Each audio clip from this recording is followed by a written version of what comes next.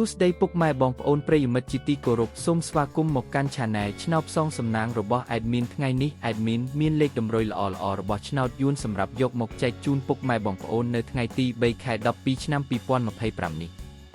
ដូចនេះ Admin មិនចង់ចាយពេលវេលារបស់ពុកម៉ែបងប្អូនយូរតោះយើងមកតាមដានលេខតម្រុយឆ្នោតរបស់យើងទាំងអស់គ្នា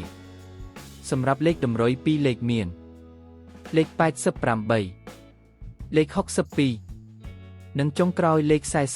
44សម្រាប់លេខតម្រុយអូស2លេខមានលេខតម្រុយទី1អូស80និងលេខតម្រុយចុងក្រោយអូស60សម្រាប់លេខតម្រុយ3លេខមាន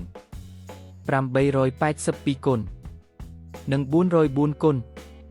សម្រាប់លេខតម្រុយថ្ងៃនេះ Admin សូមជូនពរឲ្យពុកម៉ែបងប្អូននិងប្រិយមិត្តទាំងឡាយជួបតែសំណាងល្អទាំងអស់គ្នាហេងមានលាភមានជ័យ